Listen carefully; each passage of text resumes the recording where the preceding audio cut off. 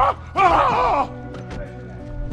hope you guys enjoyed that flamethrower. I think I got so many comments and stuff saying please use the flamethrower, and I thought I'd use it in this video so you guys can see it. I never actually used it, so I hope you guys enjoyed that. So I'll play this quick little snippet, and this will go on to me explaining the ending in a little bit more detail, because I was a little bit fresh when I finished the game and doing my conclusion. I wasn't 100% sure on all the facts and information. I hope you guys enjoy this video. So I'll play this little snippet of clip now. Marlene was right. The girl's infection is like nothing I've ever seen. The cause of her immunity is uncertain.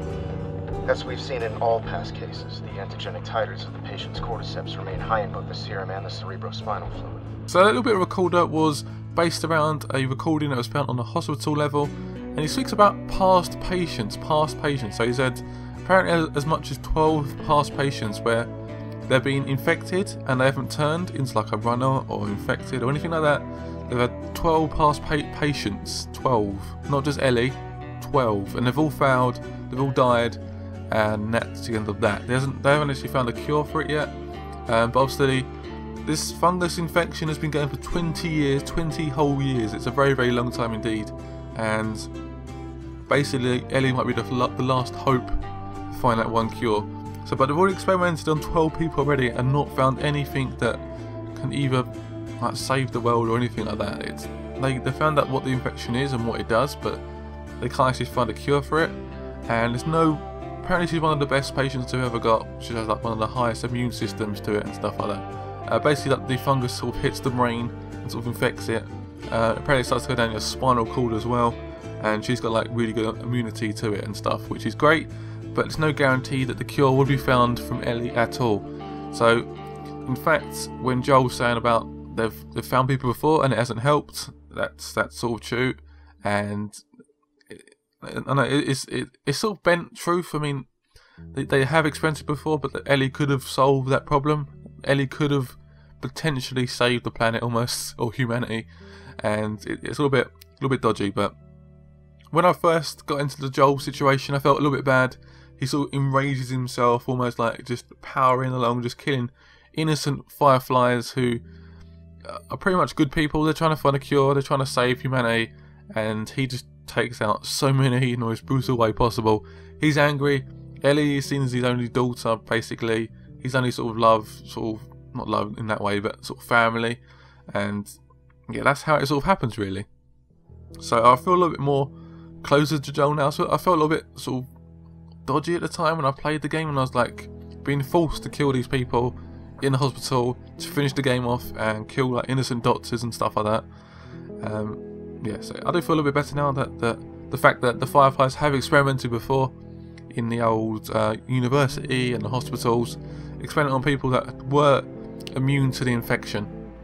Apparently the infection was slowly growing on her arm, so she was slowly becoming more and more infected, so that may come up in the sequel. I will talk about the sequel a little bit. The game did sort of finish like it sort of finished, in my opinion. It sort of, a lot of people were saying I want to see number 2. In my opinion, we may not even see that, because it finished and that was it. It was like they're going to go back home, see Tommy, and that's his brother and uncle and stuff.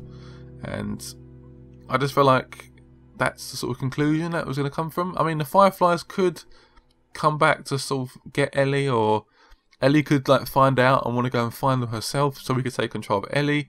But if it all feels very cliche, not very Naughty Dog, and not very Last of Us as well, so...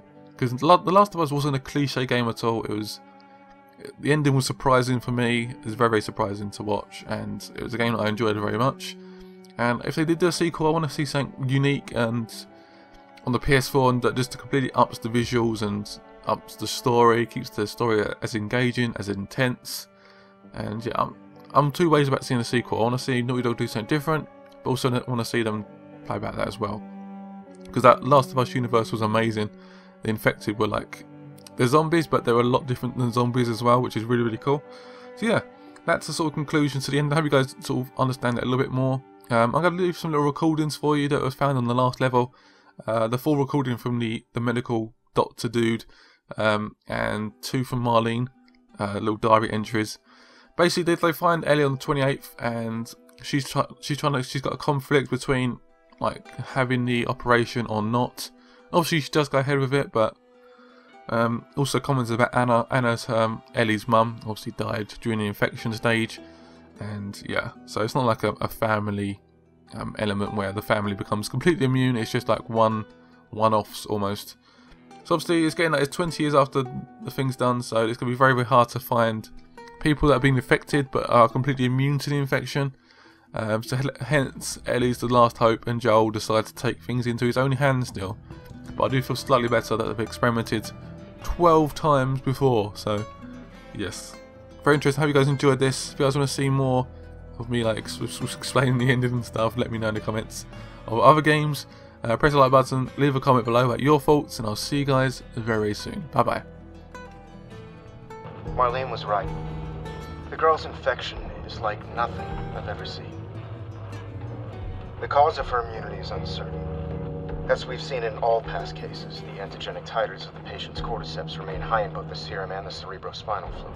It's a fungal growth in the limbic regions, which would normally accompany the prodrome of aggression in infected patients. We must find a way to replicate this state under laboratory conditions.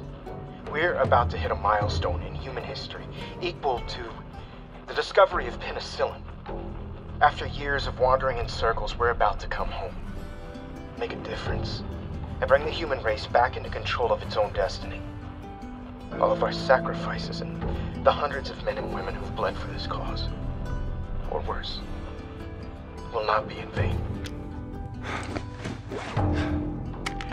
It's 5:30 p.m.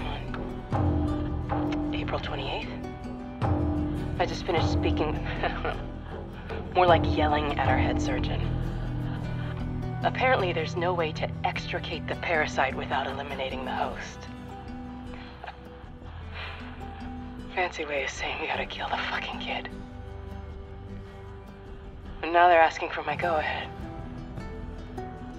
The tests just keep getting harder and harder, don't they?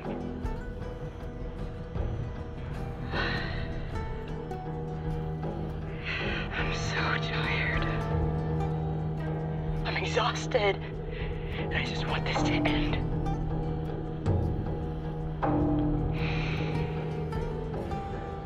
So be it.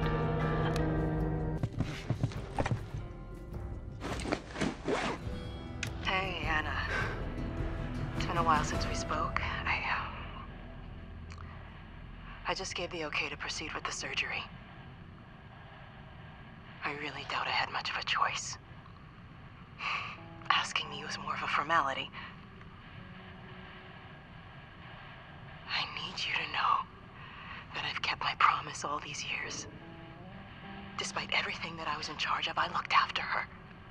I would have done anything for her, and at times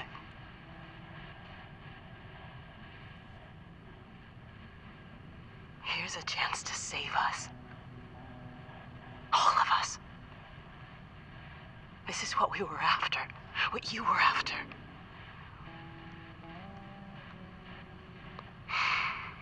They asked me to kill the smuggler. I'm not about to kill the one man in this facility that might understand the weight of this choice. Maybe he can forgive me. Oh, I miss you, Anna. Your daughter will be with you soon.